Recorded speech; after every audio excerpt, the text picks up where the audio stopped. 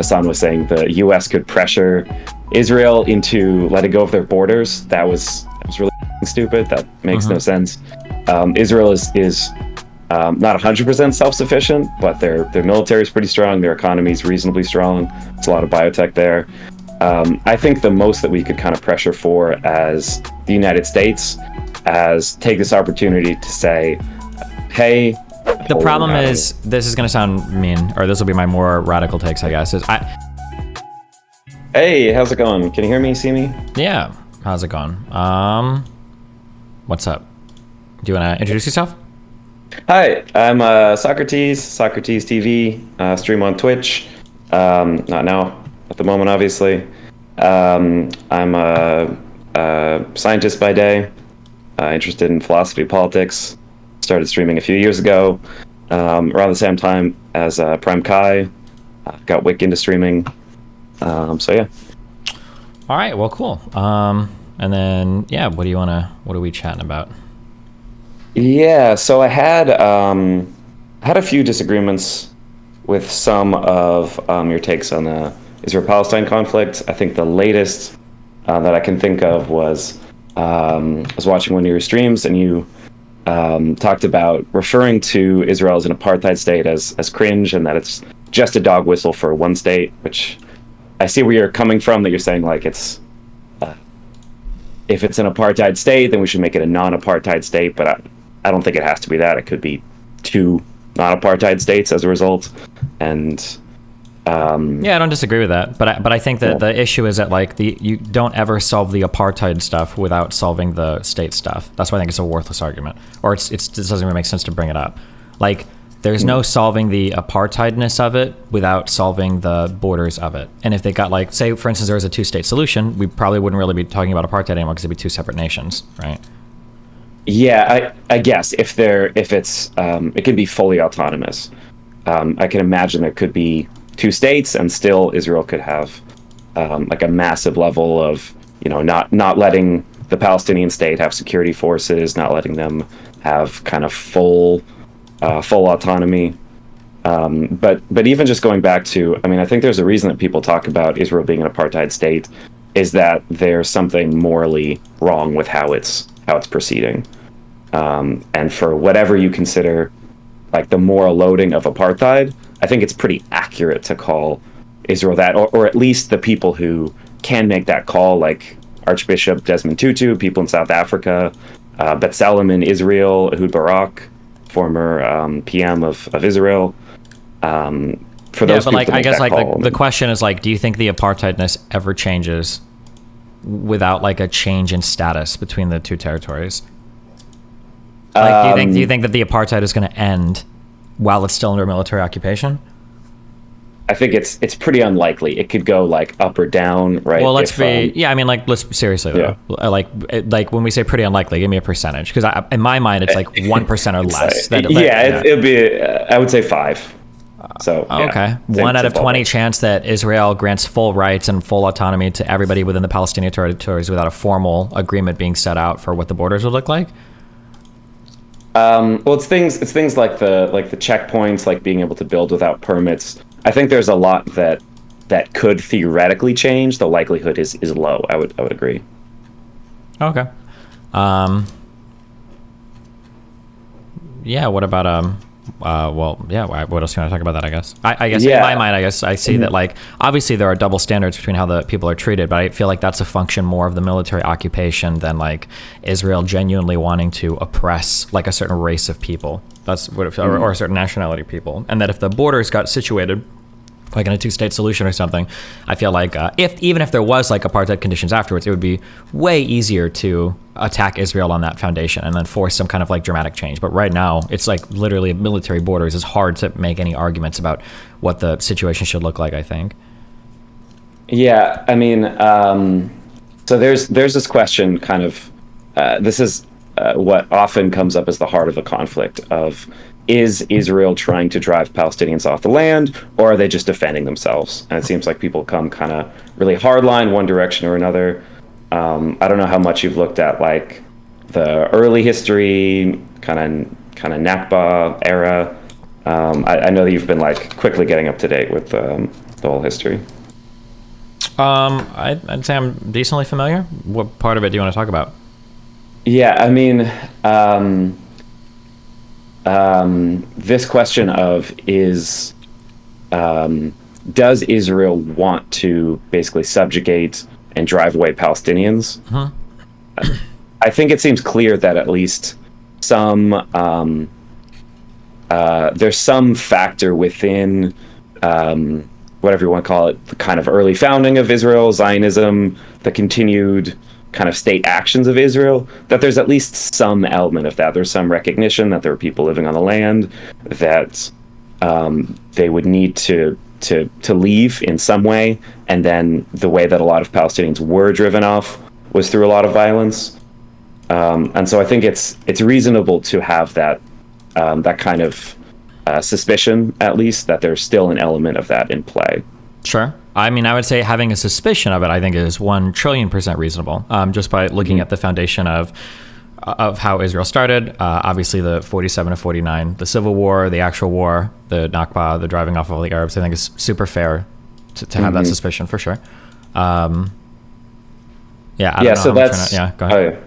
So that's like, this is a double standard that I've seen applied when it comes to looking at Hamas or different Palestinian groups versus Israel itself. That I've heard this. I heard this when I talked to Wick, that he was like, "Oh, Hamas showed us what they've always wanted to do. They've always wanted to come in and kill as many Israelis as possible. But with Israel, when they engage in things like that, it's seen as like, okay, well, maybe they did this one thing at this one time, but this isn't really who they are." Do you think that if Hamas had the same level of military capability as Israel, what do you think it would look like? Yeah, I mean, that's a fair question. I think they would probably just annihilate Israel. Yeah, I think that Hamas having it in their founding charter, I think that a lot of the other Palestinian organizations, the Islamic jihadists, the early PLO groups, the Palestinian Liberation People's Front, or like all these other groups that have all engaged in like terrorist attacks in Israel, across the world. There was that Berlin massacre of the athletes. There was Black September hijacking planes all over the world.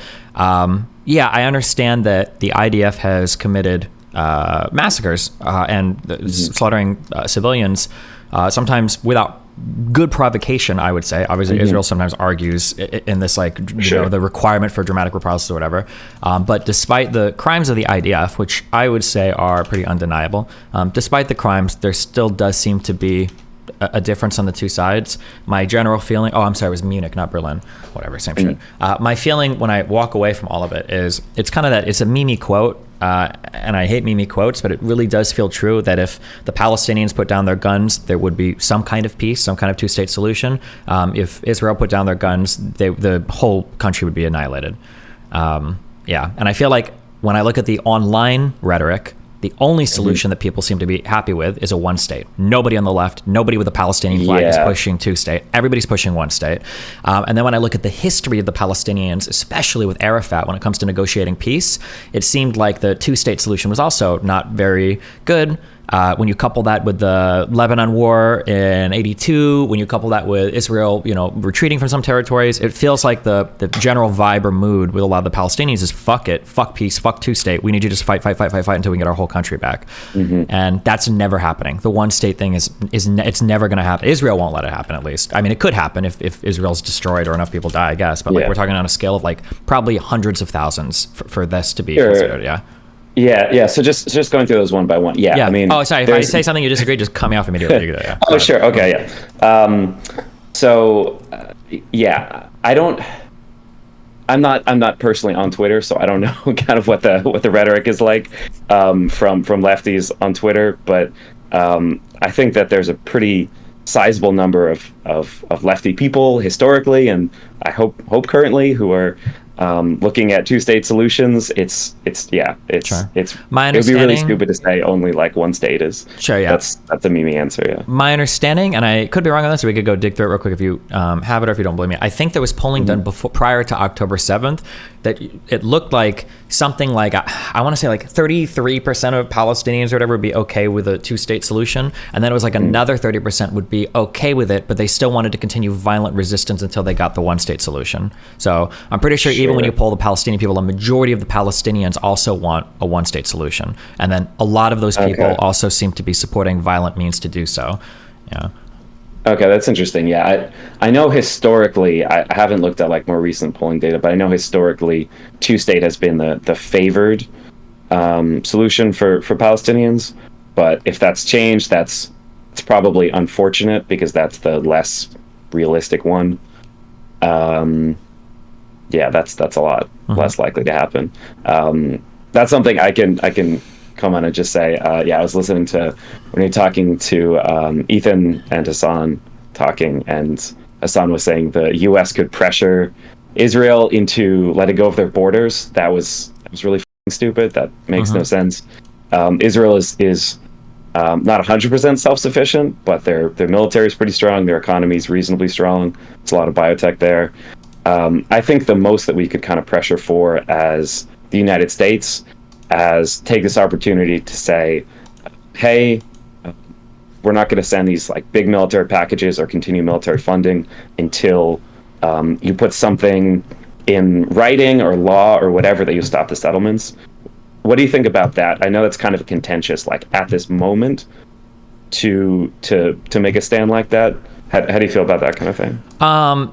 Personally, based on all the reading I've done so far, I have found absolutely no justification whatsoever for settlements in the West Bank. It seems like it literally makes life worse for everybody. In my opinion, no, not in my opinion. This is something I haven't done any research on. I need to do a little bit more on. I've heard this said, and I hate repeating these I've heard said because I don't trust any bullshit that I hear about the situation, like reading myself, because everybody fucking lies about it. But one thing that I've heard repeated a lot is that one of the reasons why the attack from the Gaza Strip was so successful is because so much of the IDF was wasting their time around defending settlers and doing autistic shit in the West Bank, which is it's just the most unbelievably stupid thing in the world. So yeah, personally, like all the enclaves, like places near like Hebron and all that shit, I think should be fucking wiped off the map. All of the fucking, even near the Green Line, I think all those settlements should be wiped off. I don't know. I think all the settlements in the West Bank are beyond fucking stupid. That's my opinion for it. I don't know what the justification is. At the very least, there should be some sort of like no more settlements, no more expansion, no more building in those settlements. I think it's fucking wild, but yeah, I've never heard a justification for that. And there are, so I don't remember if it was in Resolution 242 or another one, but one of those resolutions actually had a method for creating two states despite the kind of balkanization of the West Bank that's been the result of the settlements, which is that you do some kind of land swaps. So even though you can't give like exact, even though you can't give back the exact like original borders, you kind of even out the area. Yeah, there have been different. Resolution 242, I believe, was just the UN resolution calling upon a recognition of the Israeli and Palestinian state. I think Resolution 242 came in. Was it right after 48? Or was it right after the 6-Day War? It was right after the 6-Day War. Okay, yeah. However, part of this Resolution 242, I think, was also requiring all of the Arab states to recognize Israel as an official country, which they don't want to do either. I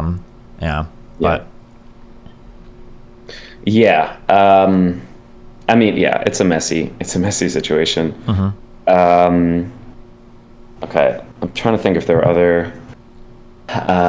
So it's unfortunate if most Palestinians want to go for one state. That's not very likely. I don't know if there's any kind of like functional, legitimate plans for one state, what that could look like, because historically Israel has always been against that, because you can't really have like a total democracy with massive kind of demographic inequalities toward the Arab or toward the Muslim side and still have like a Jewish state.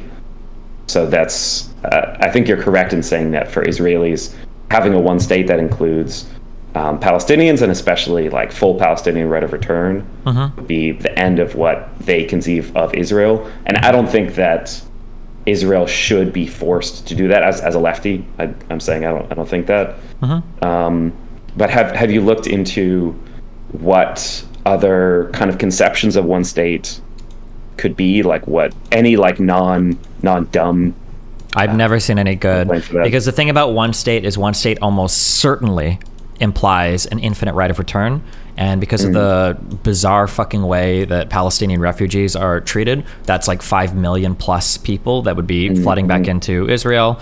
And then from there, I don't think any person in good faith would say that like there wouldn't be a massive amount of violence ensuing from that situation. So I've never heard any like one state solution that sounds like it would be workable. Yeah. Have you thought about or talked to people or heard any good kind of arguments or ideas about what things could look like moving forward? It seems like there should be there should be probably some right of return, and there probably would need to be some right of return for Palestinians to be remotely satisfied. Maybe that could be limited to like the actual people who are kicked out or one generation later or something. I totally fewer people. I don't agree with right of return at all, actually. I think it's a really weird concept. I don't know if right of return like that has been implemented in any other way, size, shape, or form, like in any other type of state. Israel has a right of return that's extended to like all Jews everywhere. So like I could move to Israel. I'm Jewish. I could move to Israel and get Israeli citizenship just because I'm Jewish. Yeah, but the Israeli right of return is kind of like a meme, right? You're not like really going back to where you were kicked out. That's just what they call their program, basically, to recruit Jewish people from all over the world to come and like make Israel the strongest Jew country or whatever, right? Sure. I mean, there's a decent, I don't know if it's whatever, 8%, 10%, whatever, significant voting blocks in Israel that consider literally like, 2,000 years ago we were here. No, yeah, I understand. I'm just saying that's like a meme right of return. For the Palestinian right of return, the international argument there is that Palestinians have a right to go back to the land that they were expelled from. But I feel like it's a bit unique in that case, because generally when you talk about a right of a refugee to return to a place that they were unsettled from, we don't typically internationally fight for the right to them to go back to exactly the old house that they had, which was really strange. Whereas it feels like when Palestinians talk about right of return, they're not talking about going back to any part of historic Palestine. They explicitly want to go inside the borders of Israel, which is, I think, kind of weird. Because I don't like, if you got expelled from Russia at some point, I don't think that an international right of return or an international right to be resettled back in your homeland is like you get to go back to exactly your neighborhood. Like, I don't even know what that would look like. It seems kind of bizarre. Have you seen some kind of polling on like how strong that sentiment is, that it's like I want to go to like my exact village, my exact city area, versus like generally, like if they were like, okay, we could go to the West Bank, we could go to like somewhere within Gaza, like we'd be okay with that? Yeah, I don't think the problem is, this is going to sound mean, or this will be my more radical takes, I guess, is I think the right of return is just a way to fight the state of Israel. I think the whole thrust of the Palestinian refugee argument is just like an extended way. It's a vector through which to fight Israel. I don't think much of it is done for like valid or legitimate humanitarian reasons. It's just to maintain the struggle until the one state solution can be realized. Yeah. Sorry. You said to interrupt. So. No, you're good. Yeah. What do you base that on, or where do you? I'm not saying that you're necessarily wrong, but I do think that you're wrong. I do think that legitimately. Palestinians care really, really strongly about their homeland. There's like, a group of people that I think have had like not so much kind of movement around the Middle East, but have been like living kind of in these like small villages, and it's like the idea of having to move across the world and like being able to return home is a really big deal for them. Yeah, but I think it's like more of a big deal for them than it probably should be, or I think the way that it's expressed is like really cancerous. So for instance, the UNRWA, the part of the UN that handles Palestinian refugees, there's two huge things that I have a big problem with. One is that the UNRWA never attempts to resettle refugees. It's literally not a part of their mandate. They have no desire, no goal. It's not part of what they do is to resettle refugees. So you've already got a refugee body of the UN that doesn't resettle anybody, that's already kind of weird. And then the second part of that is the Arab League, when they passed Resolution 1547, they explicitly said, we are not giving citizenship to any Palestinian. ever, because we want them to be able to fight for their homeland. So what you wind up is a group of people that are never attempted to be resettled, and then the vast majority of them go to places where they're refugees. You've got people like Lebanon, Syria, all these people like, oh, we take in hundreds of thousands of Palestinian refugees. Not really. They keep them in camps at the end of their territory. They don't issue them passports or citizenship. They never try to make them a part of this is the actual apartheid. They will indefinitely keep them there with no goal of integrating, no goal of giving passports, no goal of anything, and it's explicitly their stated goal to never do that so that they can maintain their territorial struggle against Israel. I think those two things are really weird, because now instead of Palestinians like ever attempting to be resettled, they're just like kept as like a tool to continue fighting with Israel. Yeah, go ahead. Sorry. Yes. So I think there's like two different things. So other Arab countries that hate Israel, I think absolutely can and do use Palestinians as kind of pawns within that struggle. You know, how much do Egyptians personally or kind of politically like truly care about Palestinians versus, I mean, I guess Egypt doesn't hate Israel that much, but other Arab countries, Iran obviously. So I think there are other Arab nations that I'm sure do that in order to put pressure onto Israel and to make things more difficult for Israel. But that's different than saying that all Palestinians themselves are just like, you know, trying to be inconvenient with where they want to live to try to destroy Israel. I think that's like a much more radical, much further claim. I think maybe. I could be with you on like other Arab countries, but I don't know about maybe it might not be themselves. The Palestinians themselves, but I mean, it does feel like there's a goal for. It does feel like the fight against Israel is an important one. So, like, here's a question. Actually, I don't know the answer to this. I just thought of this actually this morning. So you're familiar with like the first war in 48, right? Yeah. So in 48, Hussein captured up to all of the West Bank, right, on its way to Israel, and was Nasser the leader in Egypt in 48? And then Egypt captured all of the Sinai, and they captured, or they already had the Sinai. They captured the Gaza Strip. Were any Palestinians talking about like freedom from Egyptian occupation, or were they talking about freedom from Jordanian occupation in the Gaza Strip or the West Bank from 48 to 67? Why was there a 20-year period there where no Palestinian nation was even attempted to be conceived of or formed?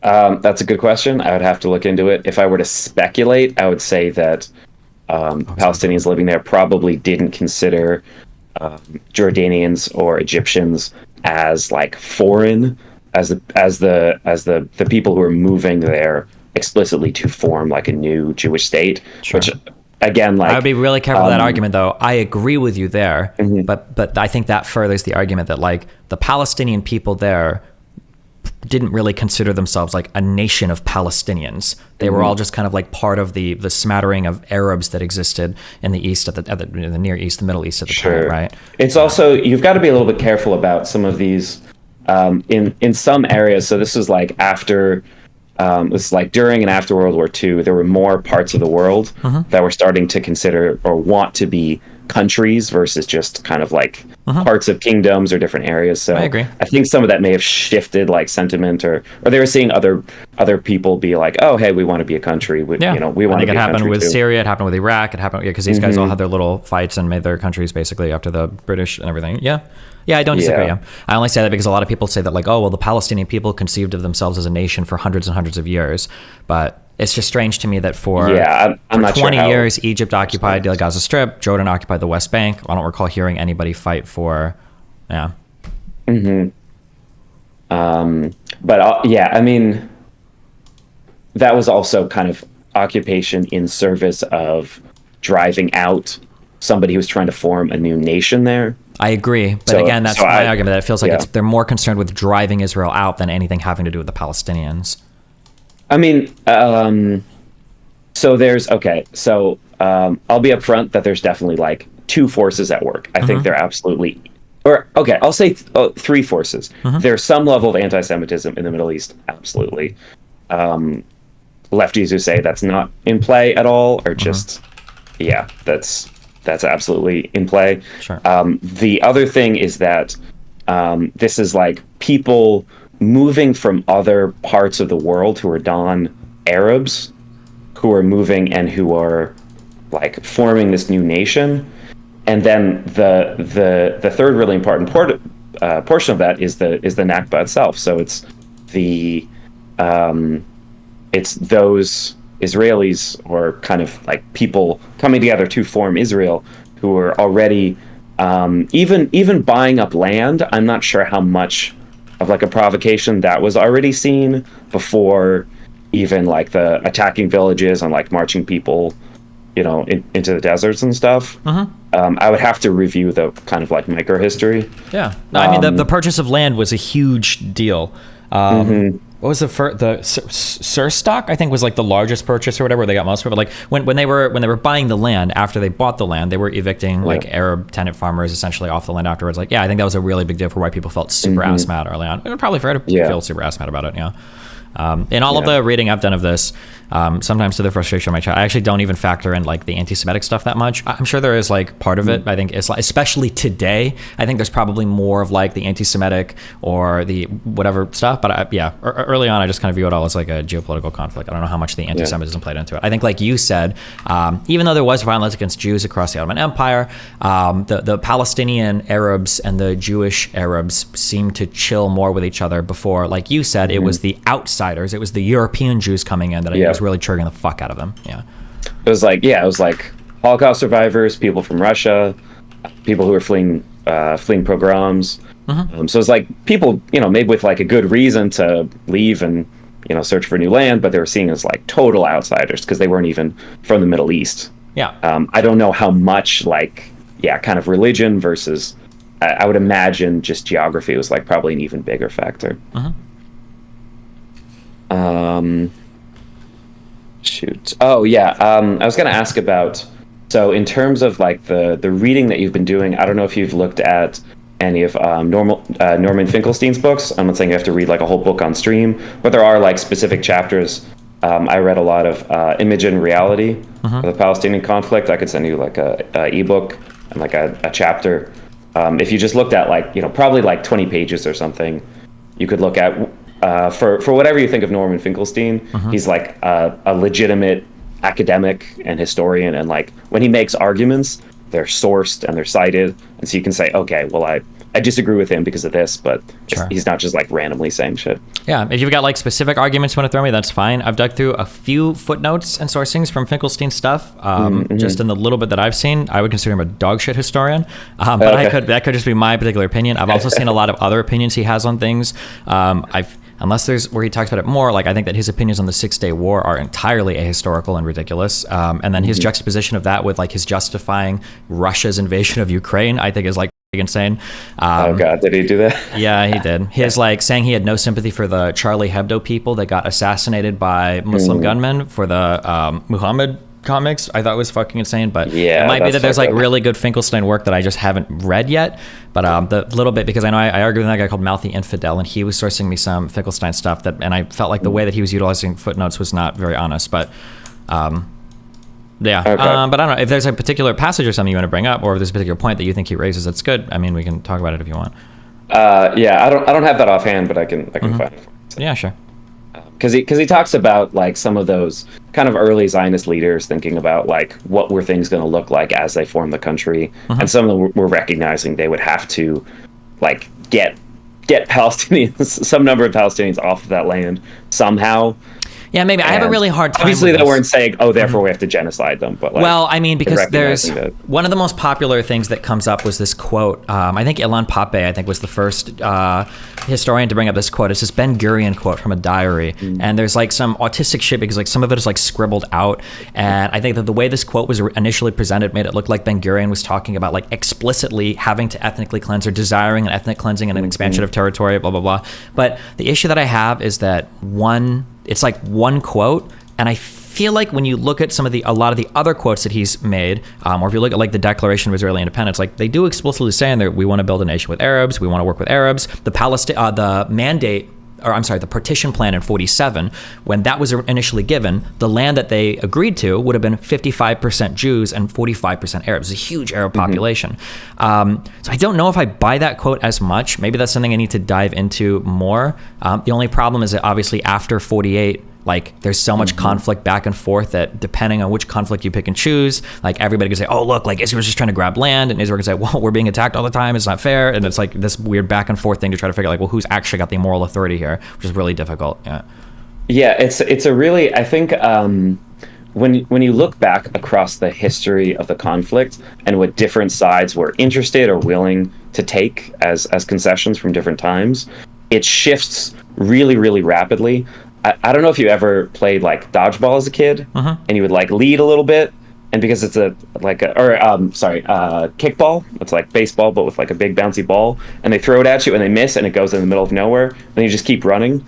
That's kind of how it feels with like Israel, where at first they were willing to give a lot in terms of territory, but then they got attacked and they saw how strong militarily they were compared to other nations, and they took a lot of land, and then how far they were willing to go and how far the Palestinians and other Arabs there were willing to go shift like really, really rapidly as Israel and those other nations got to know how strong they were. So like when six nations, attack, but then Israel kind of like utterly annihilates their armies, they're like, it's like it's an oh shit moment where they're like, we can go a lot further. What we were willing to accept, what the Palestinians were willing to accept. Obviously, the Palestinians, if they could go back now, would take the partition plan from 47, of course. Yeah. And now they want to go back to the 67 borders.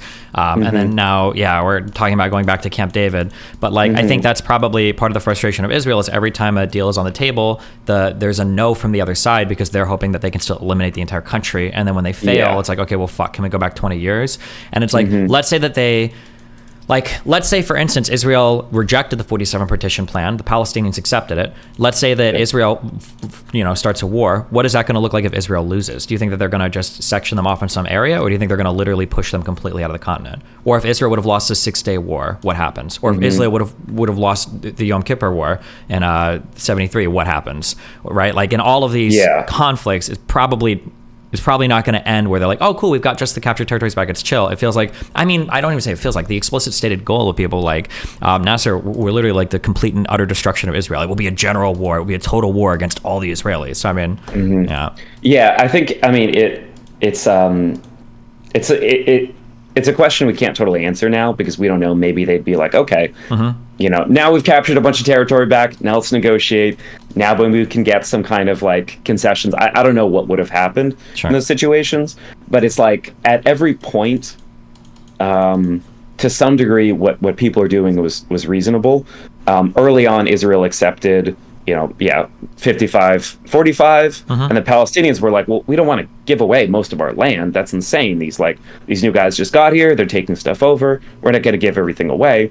But now that they've massively decreased in power, obviously they would go back to that. So it's like at every point people are doing something that's like kind of reasonable relative to, or want something that's reasonable relative to where they are, but the level of power of leverage they have shifted, changes. Leverage shifted so dramatically over time. And so I think there's I think I kind of dislike when people make that as an argument, like, wow, the Palestinians had their chance back in 47, 48 to have their land, and they rejected it, and now like for all time going forward, because they underestimated the kind of like military power of Israel, they just like don't get to have land. I'm not saying that you're saying that. No, yeah, but I understand I've what you're heard saying. people say that. I think the biggest frustration that I have, probably for everything that I've seen, was probably the failure of the Camp David Accords in 2000. I think that was the one chance where what was on the table for Palestinians looked really good, even for the time period.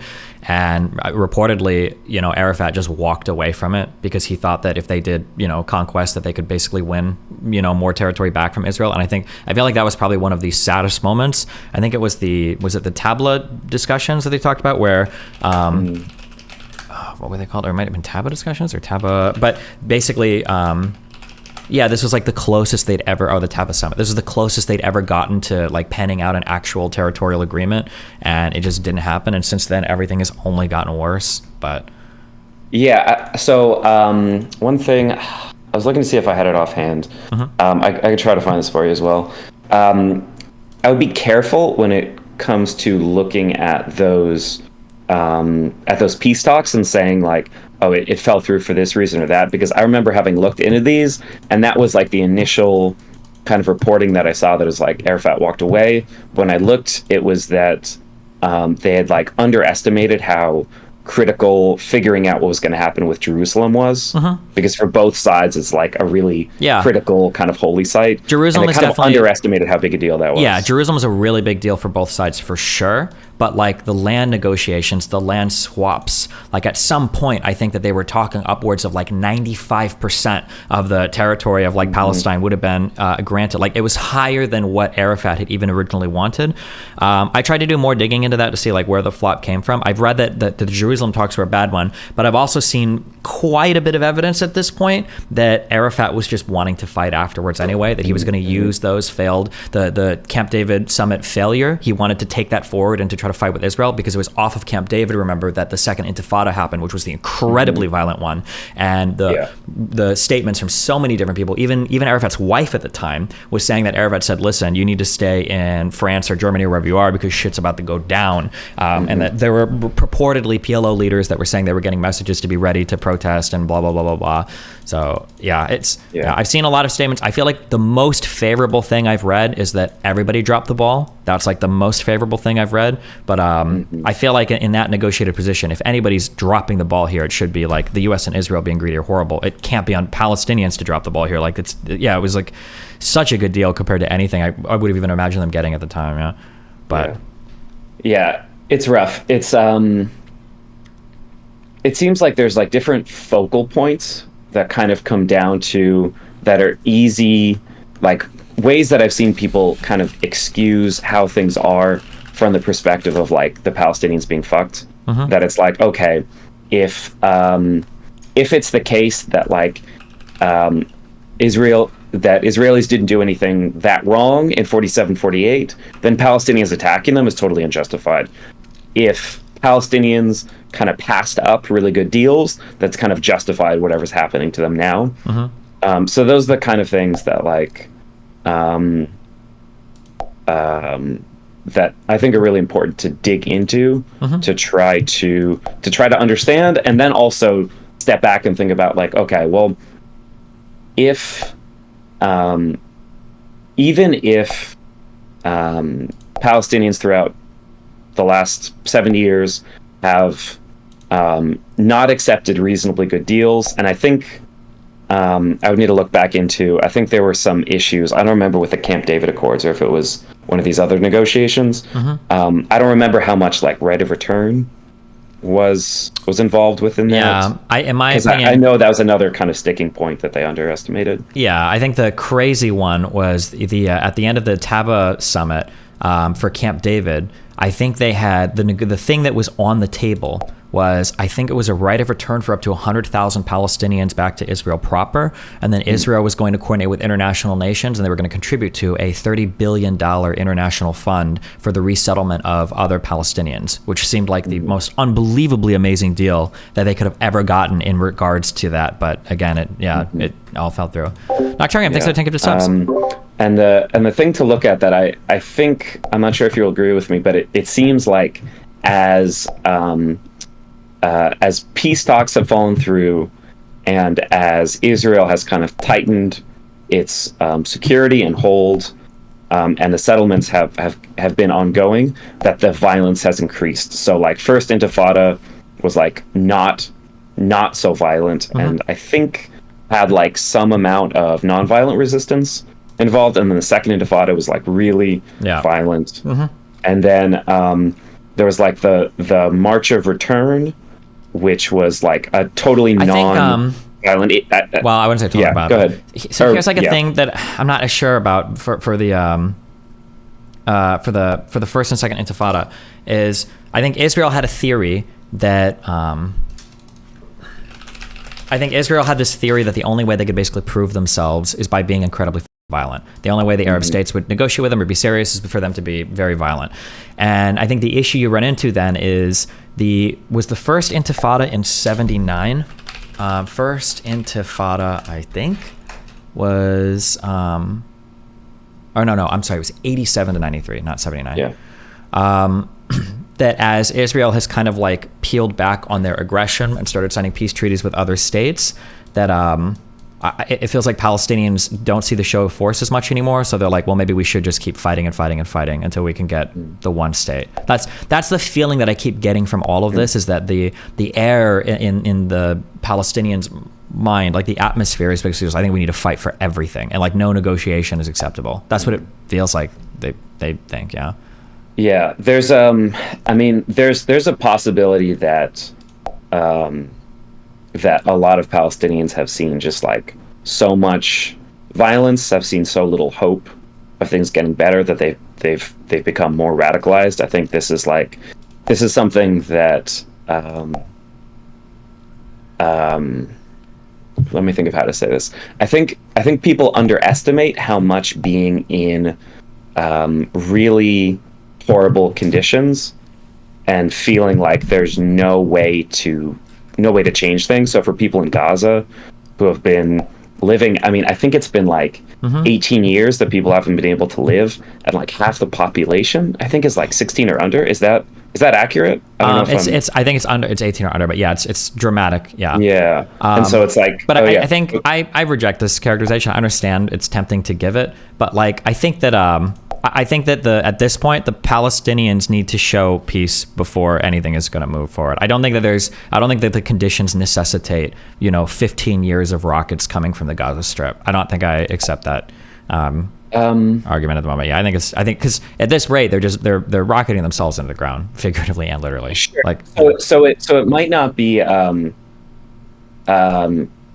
might not. So I think the dilemma for people in Gaza is it's like they feel like if they are peaceful. So okay, it's complicated by the fact that there's Hamas, and they're probably not going to be like at all reasonable or kind of modulate their behavior at all. They're just going to keep firing rockets. So that complicates things. But I think for a lot of people in Gaza, they feel like if they don't do anything, they're in deplorable conditions. There's like very little, food, water, everything, 40% unemployment. And if they don't do anything, then things just stay that way indefinitely. Yeah, but I mean, like the reality is, I'll make this as a strong statement. If they were to just focus on building themselves up and they were to dramatically reduce the violence, economically they would grow. They're one of they might be the highest per capita recipient of foreign aid in the entire world. Number one, and number two, at some point, like Israel can continue to use excuses indefinitely to fight with the Palestinian people, like especially after October 7th. They've got so much like moral authority on their side now. If the Palestinians could chill for like 5 years, at some point, like the whole world is going to be like breathing down Israel. Like, why the f*** do you still have these people under these conditions? There's no excuse, right? But I think the Palestinians now at this point, I think they have to fight for that moral authority, because I think they've f***ed it up really hard in the past. Yeah. At least 20 years. Yeah.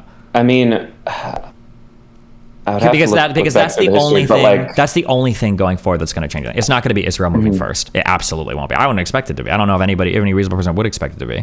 So it's not going to be Israel moving first. So the Palestinians can just fight and kick and scream forever, but it's not going to help them at all. The rest of the world cheering them on doing it, I think, is incredibly selfish and stupid, because it's not helping them at all. Yeah. But I mean, real quick, how do you? I have, please. Yeah, there's one person that wanted to talk to me in Loanerbox. He's available until like 2:20, so he's got like 45 minutes. If you want, I can chat with him, and then I can call you back afterwards if you want to talk again. Sure. Yeah, we can continue this conversation. You can like dig out any of the Finkelstein source or whatever. But here, I'll give you the last word on this before I hop over to that call real quick. Okay, for sure. Yeah, I think there have been points when the Palestinians have been able to be pretty kind of solid and together and disciplined, and do nonviolent protests, and they've even in those cases been met with violence. I think you looked at when they came to the wall and they were just like cheering, and they just had like sniper fire mowing people down. I understand what you're saying there. I would highly dramatically suggest, or not highly dramatic, I would highly encourage looking into that, because I don't think there were tons of Molotov cocktails, there were incendiary balloons, there was a lot of shit going on. Okay. If you're talking about the Great March of Return in 2019 or 2017, 2018. Yeah, 2019. Yeah, I'd recommend looking into that. I could be wrong, but or I don't think I'm wrong, but yeah, I would recommend looking into that to save I think the people there at the wall were not violent. I don't know if there was like violence happening at other places, but those particular people weren't. They didn't have guns. I can look and see if they had Molotov cocktails, any of them, but I don't think so. And those people were just getting like mowed down by sniper fire. And there was something more recently where Israeli snipers were just shooting journalists. They even shot an American journalist. I don't know if you looked into this one particular case. I can send it to you.